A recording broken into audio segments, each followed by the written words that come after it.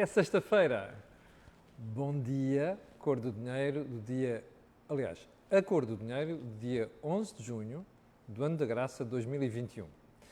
Antes de irmos ao programa de hoje, tenho aqui uma série de alertas para fazer. O primeiro é pedir as maiores desculpas por aquilo que sucedeu ontem. Ao fim de 13 minutos de programa, houve uma falha geral de rede, onde eu estava, em Évora, que impediu que o programa tivesse terminado. Algumas dessas matérias vão ser incluídas na edição de hoje, como você vai ver. Em todo o caso, peço desculpa por isto, só que, como você sabe, eu posso controlar o hardware, posso controlar o que eu digo aqui, mas há uma coisa que eu não posso controlar, é telecomunicações. Portanto, aqui fica o meu pedido de desculpas. Segundo o alerta, na próxima semana nós vamos ter uma edição do Corporate Vision, ou se quiser Corporate Vision, em parceria com a Vision precisamente, onde vamos falar de, atenção, muito importante, como preparar a sua reforma. E porquê é que eu digo isto? Porque as nossas pensões estão sob ataque, não é? E nós vamos passar bem mal nos próximos 20 a 30 anos, nomeadamente quem se reformar nessa altura. Ora, nada mais importante de começarmos a preparar um complemento a essa reforma e é esse o conteúdo e o objetivo do programa da próxima semana, na próxima sexta-feira. Aliás, na próxima sexta-feira, desculpa, na penúltima sexta-feira do mês. Ainda para quem me questionou nos últimos dias sobre porque é que eu não disponibilizei ainda o último webinar que nós fizemos sobre o património e a tributação do património, é muito simples. Nós tivemos ali uns problemas técnicos, nomeadamente com edição do vídeo, mas já está disponível e hoje mesmo irei colocar isto na página de Facebook. Para finalizar, quero lembrar que este canal tem uma parceria com a Prozis e o que significa, quando você for fazer compras ao site, no checkout, ali onde diz cupom promocional, escreve Camilo e tem logo um desconto de 10%, fora aquelas promoções semanais que nós divulgamos aqui. E agora sim, vamos ao programa de hoje, esperando que hoje não haja qualquer problema de telecomunicações, que deixe ficar o programa a meio. E vamos começar por onde? Olha, nós temos alguns assuntos que transitaram de ontem, mas há um que está no topo de toda esta avalanche legislativa. Política, assim é que é. E vamos começar primeiro pelo período de ordem do dia, para lhe dizer assim: 1, 2, 3, 4, 5, 6, 7, 8, 9, 10, 11. Se tinha dúvidas que eu sabia contar, já as deve ter perdido. 11. 11 quê? Administradores na TAP. Como você viu nos últimos dias, o Governo desdobrou-se em explicações porque é que não reconduziu Miguel Frasquilho, precisa de refrescar a administração, não sei das quantas. Eu acho que é isto que quer dizer. Refrescar uma administração de uma empresa como a TAP implica nomear 11 administradores. Meu caro amigo, está a ver para onde vão os seus impostos? É para esta marmelada. Diga-me lá se uma empresa como a TAP precisa mesmo de ter 11 administradores. Fica ao seu critério. Isto é jobs for the fucking boys, não quer dizer mais nada, percebe? O que eu acho espantoso é como analistas, comentadores e muito idiota que há uns anos fazia barulho por tudo e mais alguma coisa e rasgava as vestes, agora cala-se perante esta pouca vergonha geral que nós vemos em Portugal. Bom, não acho que uma empresa como a TAP precise de 11 administradores. Isto é jobs for the fucking boys. Ponto seguinte. A antecipação da nova fase de desconfinamento. O Governo decidiu ontem, soubemos, de surpresa, antecipar 3 dias a próxima fase de desconfinamento. Aleluia, praise the Lord. Quem é que fica de fora desta lista? 4 municípios, Lisboa, Braga, Odmira e Valdecâmara, por causa da situação epidémica. Eu, no caso de Lisboa, não sei se nós não teremos de voltar atrás, porque parece que a dispersão de contágios está a crescer bastante. Mas é bom saber que as coisas estão a correr bem, ao ponto de nós prevermos uma antecipação do desconfinamento. Ainda bem. Ponto seguinte, a decisão do Tribunal Constitucional, que eu não comentei aqui na semana passada, e houve empresários e empresas que ficaram muito chateados comigo, e é verdade, tem toda a razão, por mais questões de atualidade que houvesse, eu devia ter falado nisto, que era, como você sabe, o Governo negociou uma alteração de leis laborais que previa o aumento do período experimental, mesmo para quem já tivesse experiência empresarial de trabalho. para 180 dias. O Tribunal Constitucional não gostou e declarou a lei inconstitucional. Lembra-se, durante o período da Troika, as vezes que o Tribunal Constitucional inviabilizou reformas laborais? Para aqueles que acham que não é preciso mexer na Constituição da República Portuguesa, tem aqui uma resposta. Eu não concordo com a decisão do Constitucional. E já agora é assim, aqueles caras me dizem, você diz que não gosta de documentar decisões de tribunais, mas depois documenta decisões do Tribunal Constitucional. Meus amigos, o Tribunal Constitucional é um tribunal, mas é um tribunal com um pendor forte político, até por uma razão. Há juízes que nem são juízes que passam a pertencer ao Tribunal Constitucional, que são eleitos pelo Parlamento. Portanto, não confundam as duas coisas. As decisões do Constitucional são passíveis de sindicalização, ou seja, escrutínio, não é sindicalização. Estava a importar diretamente do termo anglo-saxónico, mas é passível de escrutínio e esta é uma delas. Eu não concordo nada com a decisão do Tribunal Constitucional e mais, suspeito que isto até pode prejudicar aquilo que o Tribunal Constitucional pensa que vai proteger, que é o emprego. Porque quando você põe demasiadas restrições, nomeadamente esta, o que é que são 180 dias?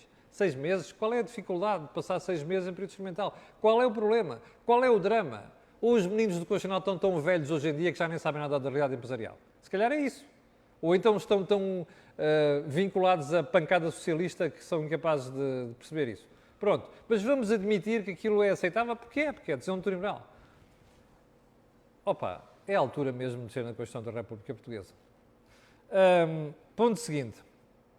Fernando Medina ainda não se demitiu da presidência da Câmara Municipal de Lisboa?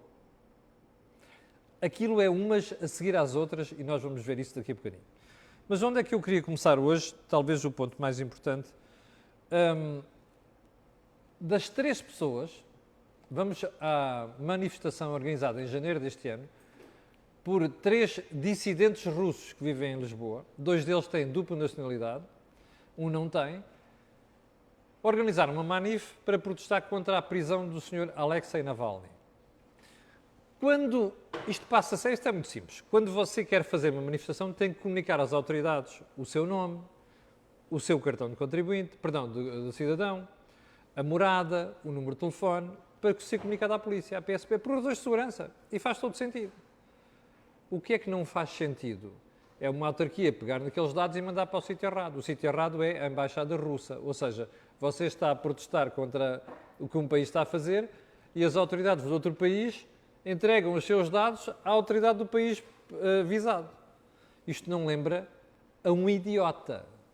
Mas, como bem disse a senhora Ksenia Ashrafolina, eu vim para Portugal para fugir do Estado russo. E depois chego a Portugal, aqueles que me deviam proteger estão-me a empandeirar junto daquela gente. Tem toda a razão, a senhora Ashrafolina tem toda a razão. Bom, primeira questão. A Câmara Municipal de Lisboa fez aquilo por descuido? Não sei o que é de e-mails, que coisa tão mal parida de explicação. Houve alguma intencionalidade nisto? Não sei, mas valia a pena. Valia a pena pensar nisto. A quem é que deu jeito conhecer os dados pessoais das pessoas que organizaram a manifestação? Só um Estado. Houve alguma motivação extra para se fazer isto? Convinha saber. Terceiro ponto. A Câmara Municipal de Lisboa sabe o que é o RGPD? Regulamento Geral de Proteção de Dados. A Câmara Municipal de Lisboa sabe o que foi feito nos últimos anos de quase assédio às empresas para cumprirem o RGPD? A Câmara Municipal de Lisboa tomou decisões internas para gerir bem a questão do RGPD? Ou não? Ou isto é tudo uma cambada de gente incompetente que faz uma coisa destas? Não sabemos. Mas há 2 coisas que eu sei. Quem fez aquilo tem de ir para o olho da rua. Não tem outra solução. Mais, o senhor Presidente da Câmara de Lisboa, se tivesse um pingo de vergonha na cara, já se tinha demitido. Porque isto é tão grave, mas tão grave, até por outros assuntos que nós descobrimos entretanto. E que estão escarrapachados nos jornais de hoje. Aliás, já estavam ontem à noite. Porque, embora esteja na manchete do Público de hoje, eu já lhe vou mostrar, A verdade é que houve outras publicações ontem que primeiro questionaram, depois perguntaram, cá está, eu sei que está ao contrário, mas lê-se nesta manchete, Câmara de Lisboa também enviou dados a Israel, China e Venezuela. Israel, como eu já falei aqui há várias vezes, é uma democracia, ok? Às vezes musculada, mas é uma democracia pelas circunstâncias históricas. Mas China e Venezuela, vejam só o nível dos países envolvidos. Ora, diga-me uma coisa, você acha mesmo que ativistas postos, mesmo quando ações ocorriam longe de embaixadas? Isto é uma coisa de bradar aos céus. Você acha mesmo que depois disto o Presidente da Câmara Municipal de Lisboa tem condições para continuar no cargo? Só quem não tem vergonha na cara. Bom, isto é um drama para Fernando Medina? Cai na pior altura. Há eleições autárquicas daqui a uns meses. Fernando Medina é supostamente candidato à substituição de António Costa. Ora, a quem é que isto dá jeito? Diretamente a Pedro Nuno Santos e uma pessoa que eu acho que não tem hipótese nenhuma, mas continua a sonhar com isto, chama-na Catarina Mendes. A propósito, Pedro Nuno Santos ontem fez um longo texto no Facebook a condenar toda esta histeria à volta de quem está a criticar Medina e não sei das quantas, suposta defesa de Medina, mas isto é como tudo na política.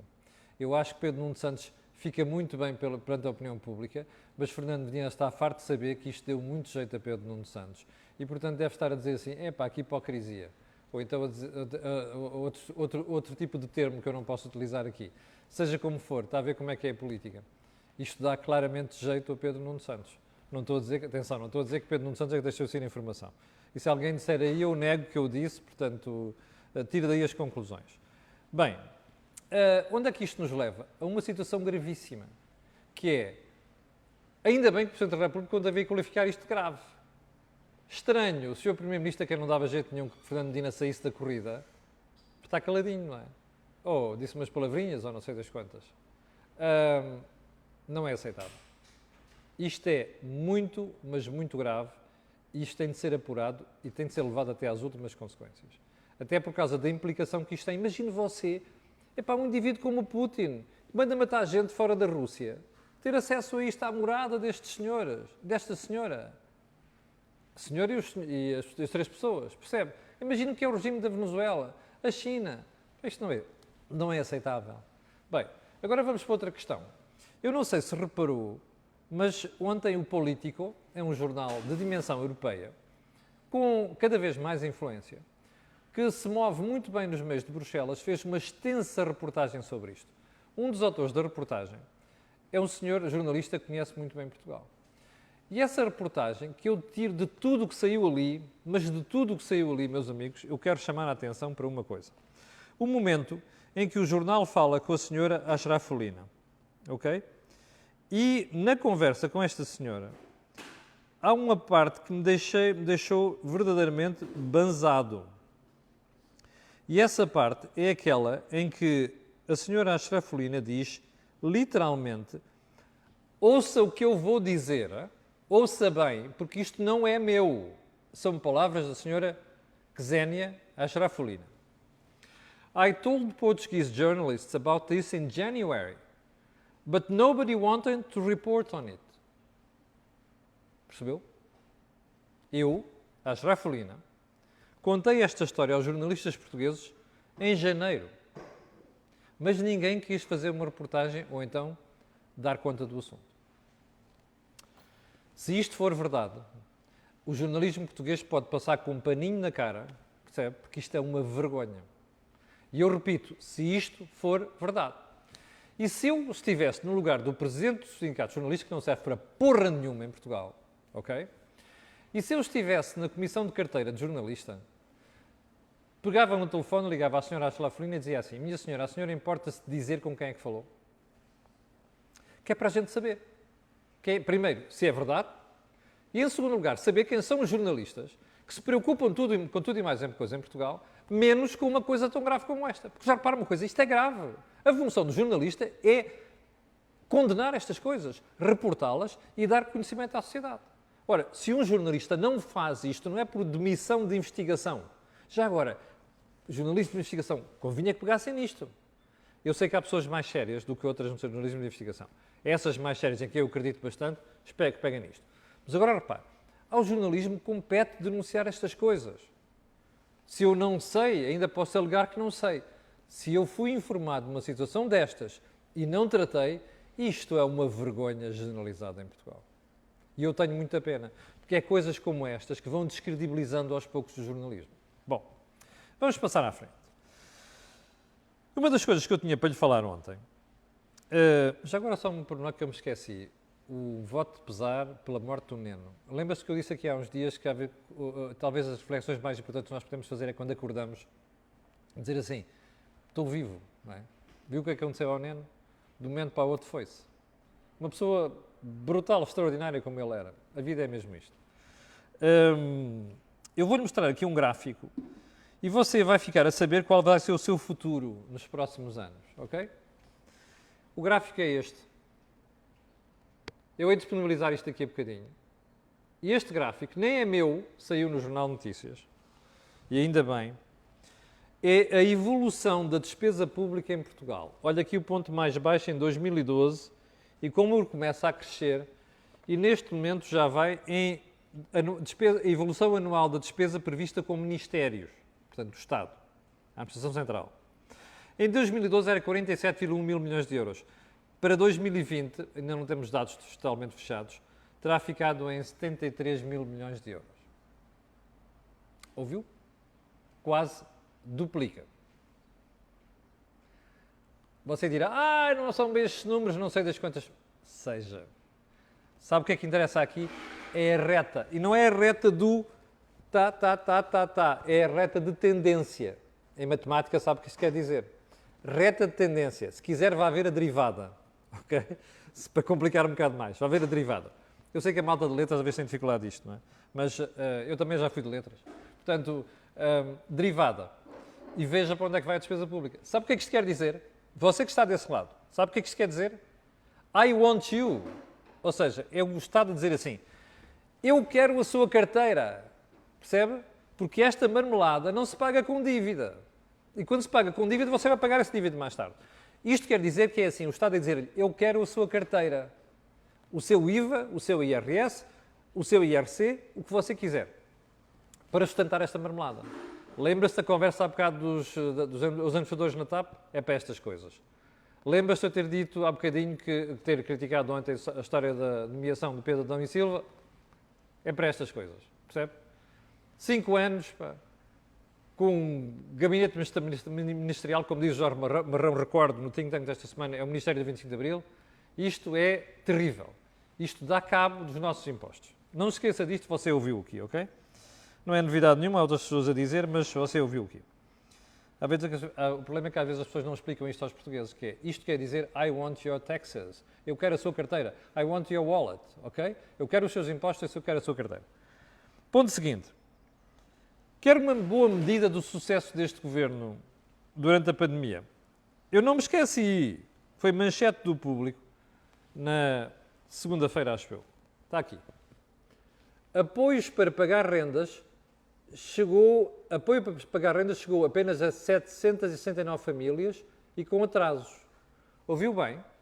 O Governo fez uma divulgação brutal nos últimos meses de as pessoas com dificuldades em pagar renda, ficaram desempregadas, perderam o emprego, não sei das quantas, a gente vai ajudar. 769 famílias. Reflexão. Epá, meu Deus, hoje isto vai resvalar de tempo, eu peço desculpa, mas foram assuntos que ficaram de ontem. Pergunta. Você acha mesmo que apenas 769 famílias ficaram com dificuldades nos últimos meses por causa da pandemia? Não. Portanto, há aqui várias explicações. As empresas sonegam parte dos rendimentos ao fisco? Há de haver aí algumas, mas é este o problema principal? Não é. O Governo não tem dinheiro e criou burocracia e dificuldades para sujeitar isto a este processo? Tenho quase a certeza disso. A Segurança Social é incompetente? Não tenho dúvida nenhuma. Mas, se calhar, isto mostra uma coisa. Primeiro, este Governo faz de tudo para dizer que queria isto, queria apoio aqui, apoio lá, depois o apoio não sabe bem quantos meses é que é, depois já acabou, depois cria-se outro logo a seguir. é uma balbúrdia. O César das Neves, numa entrevista que deu ao canal A Cor do Dinheiro, há pouco, 2 semanas, no Mel Talks, dizia isto. É que os apoios andaram sempre a mudar e dificulta a nossa avaliação. Mas é essa a intenção do Governo. Porque depois o que sai é isto. Você recorda-se quantas vezes já disse aqui, quando queria um apoio, vamos ver daqui a uns meses quem é que foi apoiado e quanto é que foi utilizado nisto. Está a ver aqui? Apoio às rendas de 769 famílias. Isto é uma vergonha, percebe? É um governo socialista que diz que a austeridade acabou, que diz tudo e mais alguma coisa, depois os números desmentem. Tire daí as suas conclusões, não me esqueça de uma coisa, você é que vota nisto, eles estão lá porque você votou neles. Ok? Ponto seguinte. A investigação do Ministério Público ao ex-chefe de gabinete Pedro Nuno Santos. Pedro Nuno Santos já se pronunciou sobre isto e eu confesso que não gosto de falar das matérias sem ir ver. E estou estupefacto. Isto é uma investigação, repara, não é um libelo acusatório. E quem divulgou isto, que está a ser investigado, foi o Ministério Público. Não é? A fuga foi de lá. Então é assim, Nuno Araújo, que é a pessoa, foi sócio-gerente desta empresa até entrar no governo. Mas a empresa faturou 248.134 euros em ajustes diretos. Estou a ler o Observador, ok? O seu dono. No período em que ocupou o cargo de chefe de gabinete na Secretaria de Estado dos Assuntos Parlamentares, quando Pedro Nuno Santos era secretário de Estado dos Assuntos Parlamentares. Bem, este senhor abandonou o cargo de sócio-gerente, mas manteve uma ligação a essa empresa, que é a EQS, porque é o piloto da ENI EQS Racing Team. Aliás, como diz o Observador, o nome de Nuno Araújo continua a surgir na página oficial da empresa em publicações sobre Rallycross, onde a EQS patrocina a sua equipa. Agora, repare uma coisa.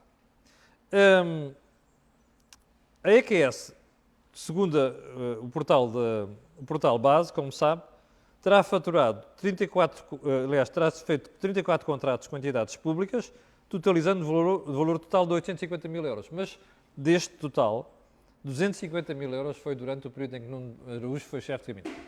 Bem, obviamente isto não é nenhuma acusação, ele não está acusado de nada, vai a julgamento, se o juiz de instrução achar isso. Agora, há uma coisa que é certa, que enquanto está num cargo daqueles, ajustes diretos de 234 mil euros para a empresa que esteve, onde a pessoa esteve, e isto pelo menos levanta dúvidas quanto, mesmo que não haja depois acusação nenhuma, está a haver a dúvida que isto levanta sobre a democracia, sobre os mecanismos de controle da democracia. Eu só posso esperar que esta investigação chegue ao fim rapidamente, que é para não termos uma conclusão daqui a 10 anos, depois não sabemos bem o que é que se faz, já passou a censura social. Isto não pode acontecer. Estas dúvidas não deveriam existir na democracia. E sobretudo uma democracia como a nossa. E sobretudo com as acusações suspeitas de divulgação de dados que sugerem corrupção em Portugal. Está a ver? Mas aguardemos. Bom, não sei se reparou também, já vamos com 23 minutos, que a economia portuguesa caiu mais do que a média comunitária no primeiro trimestre. Ninguém disse isto, para não. Houve para aí 1 ou 2 meios de comunicação só que disseram. Fez manchetes nas televisões? Não fez. Não dá jeito, não é? Não interessa a ninguém. Espera aí. Nós caímos mais do que a média comunitária. Isto não diz nada a ninguém. Já agora, ninguém pergunta porque é que isto acontece. Porque é que nós caímos 5,4% e a média foi 1, qualquer coisa. Ninguém pergunta isto. É pena. Porque isto mostra a fragilidade da economia portuguesa. Isto mostra a fragilidade do nosso modelo económico. Mas a malta não está interessada em discutir isto. Bom. Já agora, isto tudo é outro problema. Nós vamos ser dos mais lentos a recuperar agora. Também não interessa nada. Bom, esta pelo menos já foi falada nos últimos dias. Mas não interessa nada. Analisar as causas disto não interessa nada. Está bem, siga. Não tenho tempo ao novo banco. Outra vez, peço desculpa. Como você sabe, as finanças não pagaram 112 milhões de euros ao novo banco. Estava escrito um contrato com o Fundo de Resolução. Eu prometo ainda voltar a este assunto, que acho que isto é suficientemente grave tratar as coisas desta maneira. Mas não queria terminar a conversa de hoje sem uma frase que eu elegi como a frase da semana. Pedro Adão e Silva é um social-democrata. Às vezes tem opiniões que coincidem com o PS. Pedro Marcos Lopes. Eu, como disse no outro dia, conheço os dois. E trabalhámos juntos no Rádio Clube Português. E há uma coisa que eu lhe posso dizer. Das duas, uma. O Pedro Adão e Silva evoluiu muito nos últimos anos, com quem eu não tenho falado muito com ele. Ou então, isto é uma falácia brutal. E vem da boca do Pedro Marcos Lopes, que é colega dele num programa da TSF. Eu acho que mais valia o Pedro Marcos Lopes ter ficado calado, fazer esta figura. aquilo que eu conheço de Pedro Adão e Silva é de tudo menos social-democracia, ok? Do ponto de vista de presença do Estado na economia e outras coisas do género. Portanto, estas coisas são uma vergonha. Eu compreendo que o Pedro Marcos Lopes queira, ele vai ficar chateado comigo, mas paciência. Nós temos de separar as questões pessoais e as questões profissionais. Isto é uma questão profissional. Uma coisa é nós defendermos alguém que trabalha connosco, da nossa classe. Outra coisa é pensar que as pessoas são todas parvas. Porque isto aqui é tentar passar um atestado de estupidez à generalidade das pessoas. Pá, não é aceitável. Não fica bem sequer. Pedro Adão e Silva não é nada social-democrata. É um socialista do pior que o socialismo tem. Pai, não haja dúvidas quanto a isto. Isto não tem nada a ver com questões pessoais. Como eu já disse, conheço os dois e até me dou bem com os dois. Portanto, mas aqui nós temos de separar as questões pessoais das questões profissionais. E as questões profissionais levam-nos a dizer isto. Não é verdade. Chegamos ao final da conversa de hoje. Eu prometo voltar a estar consigo na segunda-feira às 8 da manhã. Quero só lembrar que no Desejo Imediato da manhã vamos ter a doutora Alexandra Nunes, vai falar sobre os traumas, como isto condiciona a nossa vida coletiva, e ainda no fim de semana vamos ter mais programas que vão ser disponibilizados aqui no canal A Cor do Dinheiro. Para as 7 mil pessoas que estavam em direto há bocadinho, eu quero agradecer a sua paciência e quero pedir a estas pessoas outras que vão ver aquilo que peço sempre, que é colocarem um gosto e fazerem partilha nas redes sociais, também sabe porquê. Aquilo que houve aqui não houve em mais sítio nenhum. Se estiver de férias ou em fim de semana prolongado, tenha umas boas férias. Nós voltaremos a estar aqui na segunda-feira às 8 da manhã. Obrigado e com licença.